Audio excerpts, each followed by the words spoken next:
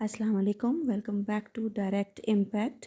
सयानी की last episode आज on air हुई और इस एपिसोड में हमने देखा कि ज़रबाब जो है अपने बच्चों को किरण के फ्लैट के बाहर 2 घंटे इंतज़ार में बैठने के बाद वहाँ से ले आता है। और वो बच्चे रोते धोते बाप के साथ जब घर वापस आके घर वालों को बताते हैं तो उजाला जो है उसको बहुत गुस्सा आता है कि उसकी बहन ने आज तो हर हद पार कर दी। वो इतना गुस्से में चीखती चिल्लाती है तो उसको याद आता है कि एक दफ़ा उसने ज़ुहैब से उसकी सिफ़ारिश की थी कि वो अपने बच्चों को मिलना चाहती है, तो क्या आप भी इस चीज़ के ख़िलाफ़ हैं? तो ज़ुहैब ने उसको बहुत सख्ती से मना किया था कि अगर तुम इस घर की खुशियाँ चाहती हो तो ये बात समझ लो कि वो औरत इस घर की दुश्मन है, और अगर तुम चाहती हो कि हम सब खुश और आबाद रहें तो आइंदा मेरे घर की खुशियों के लिए, अपनी और मेरी और हमारे बच्चों की खुशियों के लिए उस औरत का नाम तो क्या ज़िक्र भी कभी इस घर में नहीं होना चाहिए। तो इनकी बच्चों की दादी जो है वो कहती है कि ये किस किस्म की औरत है, ये तो डाइन से भी बदतर है, वो भी साथ घर छोड़ देती है, इसने तो अपने ही घर में नकब लगाया, ये इसकी कोई बुराई की हद है भी या नहीं। लेकिन घर में मौजूद तमाम लोग जो हैं वो परेशान हैं कि एक के बाद एक नुकसान वो इन तमाम लोगों का कर रही है। उनको नुकसान भी सिर्फ़ नुकसान ही नहीं पहुंचाती, उनको तकलीफ़ देती है, अज़ियत में मुब्तला कर देती है।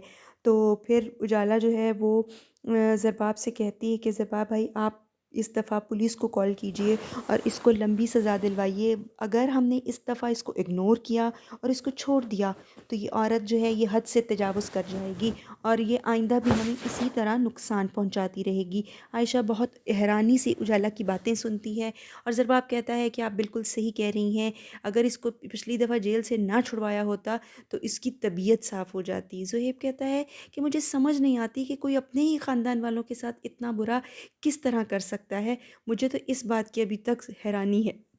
तो ज़रबाब और ज़ुहैब जाने लगते हैं रिपोर्ट लिखवाने के लिए, तो बच्चों के दादा उनको रोक लेते हैं और कहते हैं कि उसको माफ़ कर दो। उस औरत की इससे बड़ी और क्या सज़ा होगी कि उसके अपने सके बच्चे, उसकी औलाद उससे मुतनफ़्फ़र हो चुकी है, बदज़न हो चुकी है।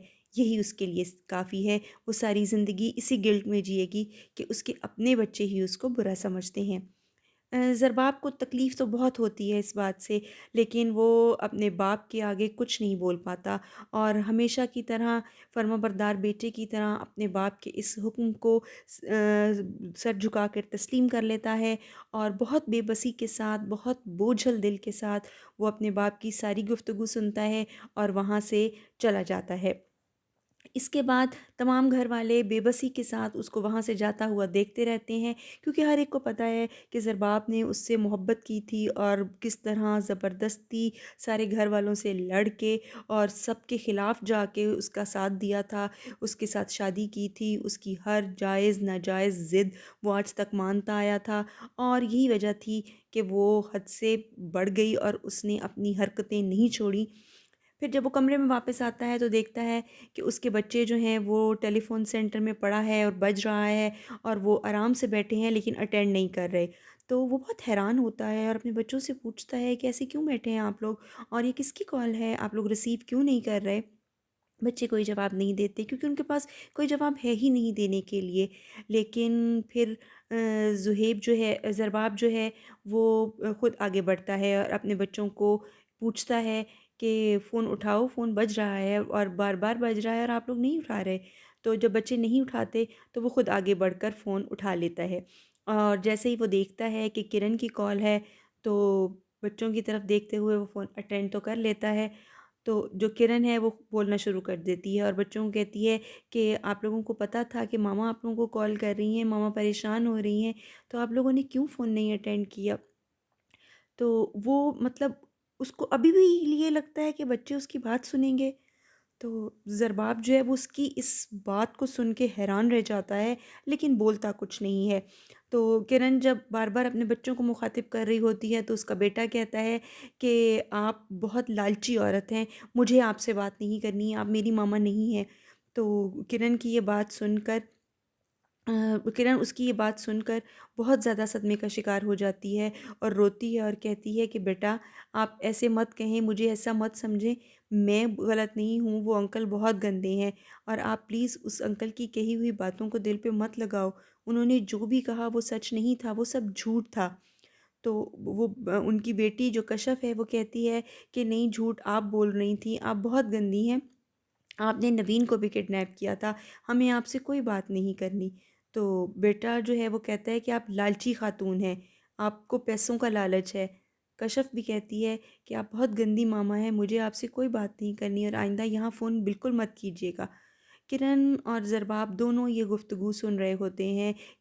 ज़रबाब को महसूस हो रहा है कि उसके बच्चे जो हैं वो बुरे तरीके से अपनी माँ से मुतनफ़्फ़र हो चुके हैं और अब वो दोबारा अपनी माँ की कोई बात सुनने को तैयार नहीं है। तो फिर ज़रबाब कहता है कि किरण, दूसरी तरफ जब किरण ये कहती है कि बेटे ऐसे मत करो, मामा कहो मामा मर जाएंगी, तो ज़ुहैब कहता है कि खुदा ना करे कि तुम्हें मौत आए, क्योंकि मैं चाहता हूँ कि तुम्हें भी वो तकलीफ़ हो जो तुमने मुझे और मेरे बच्चों को पहुँचाई है। तुम ज़िंदा रहो और उस तकलीफ़ को बर्दाश्त करो, जिस तकलीफ़ से, जिस अज़ियत से तुम्हारी वजह से मेरे सारे घर वाले गुजरे हैं। क्योंकि किरण ने किसी एक इंसान का दिल नहीं दुखाया, इसने इस कहानी में मौजूद तमाम किरदारों को दुख और तकलीफ़ पहुँचाई है। तो बस ज़ुहैब जो है वो उसको वही याद दिला रहा है और उसकी तमाम बातें सुनकर किरण को इतना अफ़सोस होता है और वो बहुत ज़्यादा मिन्नतें मांग करती है और माफ़ियाँ मांगती हैं। ज़रबाब से कहती है कि मैं तुम्हारे आगे हाथ जोड़ती हूँ, तुम्हारे पाँव तक पड़ने को तैयार हूँ, मुझे बस आखिरी दफ़ा माफ़ कर दो। तो उसकी इस बचगाना सी सोच पे ज़रबाब जो है वो कोई जवाब नहीं देता और वो कहता है कि बस तुम्हारे लिए बेहतर यही है कि तुम आज के बाद यहाँ पे फ़ोन मत करना, मुझसे और मेरे बच्चों से बिल्कुल भी कोई राब्ता करने की कोशिश मत करना, और फ़ोन बंद कर देता है। किरण रोती-धोती वहीं पे बैठ जाती है और अब उसको समझ लग गई है कि आहिस्ता-आहिस्ता करके उसने अपनी ही वजह से, अपनी खुदगर्ज़ी, अपने लालच और अपनी बुराई की वजह से अपना हर रिश्ता जो है उसको एक-एक करके खो दिया है। ना सिर्फ़ रुपया, पैसा, फ्लैट उसके हाथ से गए, बल्कि उसका भाई, उसके बच्चे, उसका शौहर, हर चीज़ उसके हाथों से जाती रही है। दूसरी तरफ ज़रबाब के बच्चे और ज़रबाब दोनों बहुत ज़्यादा उदास हैं, दिल गिरफ़्ता हैं और वो अपने बच्चों को गले लगाकर उनका दुःख को कुछ कम करने की कोशिश करता है और ख़ुद भी अपना दुःख कुछ कम करने की कोशिश करता है। दूसरी तरफ किरण को मुसलसल इस चीज़ का एहसास हो रहा है कि वो अपने हाथों अपनी ज़िंदगी बर्बाद कर चुकी है और अपना बहुत बड़ा नुकसान कर चुकी है। लेकिन दुनिया मकाफ़ात अमल है। हम इस दुनिया में जो भी बुराई करेंगे, जितने गुनाह करेंगे, जितने लोगों को तकलीफ़ देंगे, अज़ियत पहुँचाएँगे, दुनिया मकाफ़ात अमल है। हमें अपना बोया हुआ यहीं पे काट के जाना है और हमें बुराई करते वक़्त, दूसरों को नुकसान पहुँचाते वक़्त, दूसरों का दिल दुखाते वक़्त याद रखना चाहिए कि एक दिन अल्लाह ताला हमसे इस चीज़ का बदला ज़रूर लेगा। दूसरी तरफ दिखाते हैं कि उजाला, ज़ुहैब, नवीन, दादा-दादी और ज़रबाब, आयशा और उसके बच्चे, ये तमाम हँसी-खुशी अपनी ज़िंदगी गुज़ारना शुरू कर देते हैं, क्योंकि इनकी ज़िंदगी से एक बहुत बड़ी मुसीबत जो है वो दूर हो चुकी है। अब ज़रबाब जो है वो भी आयशा को इम्पोर्टेंस देने लगा है और वो खुशी-खुशी अपनी ज़िंदगी को आगे बढ़ा रहे हैं। और उन लोगों की खुशी उनके चेहरों से अयां हो रही है। अगले सीन में दिखाते हैं कि इब्रार और उसकी पहली बीवी अपने बच्चे के साथ बहुत अच्छे तरीके के साथ खेल रहे हैं, बातें कर रहे हैं और बहुत अच्छा वक़्त गुज़ार रहे हैं।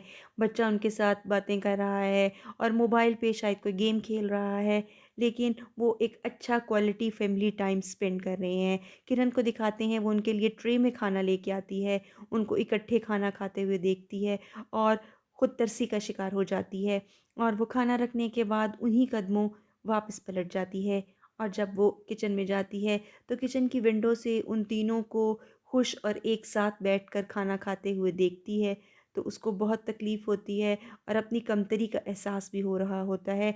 लेकिन आज वो जिन हालात में है वो अपनी वजह से है। वो इस घर में बीवी कम और एक नौकरानी ज़्यादा है। काम हर औरत अपने घर में करती है, लेकिन जो रुतबा इसने अपनी हरकतों से इस घर में अपना बना लिया है, वो किसी नौकरानी से कम नहीं है। बर्तन धोते-धोते उसको अपनी बेबसी का एहसास हो रहा होता है और इसी बेध्यानी में काँच के बर्तन जो उसके हाथ में होते हैं, गिर के टूट जाते हैं, तब वो अपनी सोचों से बाहर निकलती है और घर में कामवाली की तरह वो दिखाई हुई है कि वो हर जगह सफाइयाँ करती फिर रही है। क्योंकि उस घर में अब वो सिर्फ़ एक नौकरानी ही है। सफाइयाँ करते हुए जब वो अंदर बेडरूम में जाती है, टेबल साफ़ कर रही होती है, तो उसका शौहर अबरार जो है, वो उसको अपनी टाँगें और अपने पाँव दबाने के लिए कहता है। तो किरण इतनी हैरान होती है कि मुझ पे आज ये वक़्त भी आना था। फिर उसको वो वक़्त याद आता है, वो टाँगें दबाना शुरू कर देती है, लेकिन पुराना वक़्त याद करती है, जिस वक़्त उसकी नई-नई शादी हुई थी अबरार के साथ, और अबरार ने उसको कहा था कि मैं शायद दुनिया के चंद उन खुशनसीब लोगों में से हूँ, जिन्हें पहली नज़र में मोहब्बत हो जाती है, और न सिर्फ़ मोहब्बत होती है, बल्कि उनको उनकी मोहब्बत मिल भी जाती है और दुल्हन के रूप में उनके सामने आ जाती है। तो किरण जब ये बातें याद करती है, तो उसको बहुत अजीब-सा महसूस होता है, लेकिन फिर दिखाते हैं कि किरण को अपनी तमाम गलतियों का एक-एक करके एहसास हो रहा है कि उसने किसी एक इंसान को दुःख नहीं पहुँचाया, किसी एक इंसान की ज़िंदगी ख़राब नहीं की। सबसे पहले उसने अपनी माँ, अपने भाई और अपने ही घरवालों को नुकसान पहुँचाया। उनको इतनी अज़ियत दी, उनको सारी दुनिया के सामने ज़लील और रुस्वा किया।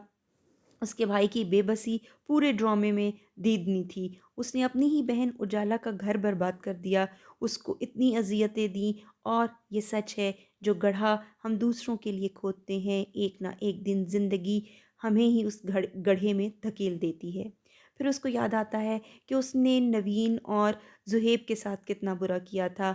यहाँ तक कि जब ज़ुहैब से उसने माफ़ी माँगी थी, तो उसने उसको याद कराया था कि तुमने जितना बुरा मेरी बहन के साथ किया है, मुझसे तो तुम माफ़ी की उम्मीद भी मत रखना। ये तमाम बातें याद करते हुए उसको एहसास हो जाता है कि अब उसको किसी की नज़रों में वो मुकाम दोबारा हासिल वो नहीं कर सकेगी, उसको वो मुकाम हासिल नहीं होगा जो कभी उसका था। तो बेहतर यही है कि वो अपनी ज़िंदगी को खुद ही ख़त्म कर ले। लेकिन यहाँ उसने एक गलत रास्ता इख्तियार किया, अपनी ही नज़रों में गिरने के बाद वो ज़िंदा ना रह सकी, और उसने मौत को गले लगा लिया और जाकर समंदर के पानी में खुद को गर्क कर लिया। दिखाते हैं कि समुंदर की लहरें उसकी लाश को किनारे पे छोड़ जाती हैं, और उसका दुपट्टा समंदर के पानी में लहराता हुआ दिखाया है। और यहीं पे आज की ये आखिरी किस्त, ये ड्रामा यहीं पे ख़त्म हो जाता है। किसी और ड्रामे के रिव्यू के साथ फिर से हाज़िर होंगे। इजाज़त चाहते हैं। अल्लाह हाफ़िज़।